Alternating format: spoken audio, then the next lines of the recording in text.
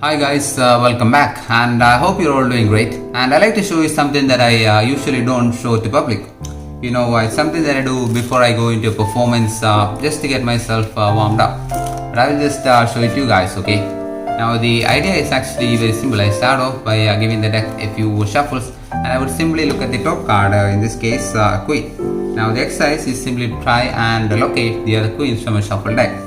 Now obviously that's easily said than done, because to do that, first of all I need to locate the queens while keeping track of the other cards, so that I don't accidentally miss any card.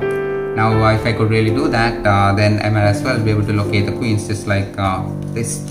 Now obviously it gets more and more complicated as we go along, because there are lesser and lesser queens. But that's okay, that's the whole point of the exercise. Now if I have done this right, the next queen is exactly 31st from the top, which means if I got exactly 30 cards, the next card should be the queen. Now obviously that's the last one is the most difficult one, but if I can somehow locate that fourth queen, that's when I know I am warmed up.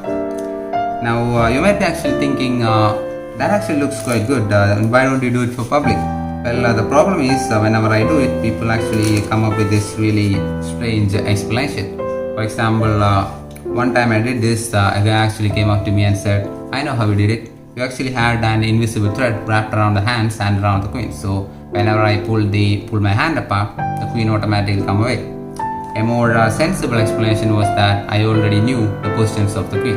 For example, prior to the performance, if I had actually taken the queens and placed them in positions that I already knew, say for example maybe like 10th, 20th, 30th and 40th positions. Now although they are in different parts of the deck, if I cut 10th, 20th, 30th and 40th positions, I'll get the queens. So it is a pretty good explanation, except that there's a couple of problems. First of all, the deck was shuffled, but more importantly, the 10th, the 20th, 30th and the 40th positions are exactly where I keep the 1, 2, 3, 4 aces. So you see that won't actually work very well. A more reasonable explanation was that the queens were already on top and I only made it look like it came from the center.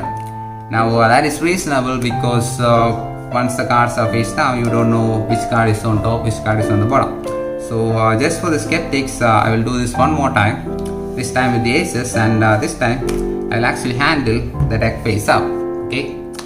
So first we will actually shuffle the aces into the deck. Okay. Now I don't want you to think that I am somehow keeping track of the cards, because I'm not. Okay. Actually, to make things even more fair and even more challenging, I will try to cut to the aces with my eyes closed. Now obviously you can't see my eyes, so you'll actually have to trust me. Okay. So here is the first ace, here is the second ace, and here is the third and fourth ace. Now you see that's really amazing, right? Oh, of course, the aces are not here, they are actually over this side. And that is that.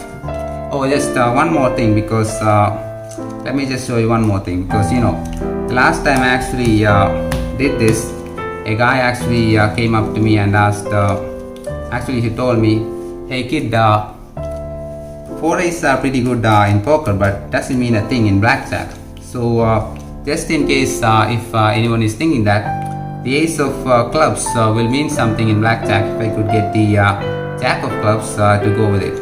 I will cut the jack of hearts to go with the ace of hearts, and the jack of spades to go with the ace of spades, and last but not the least, the jack of diamonds to go with the ace of diamonds.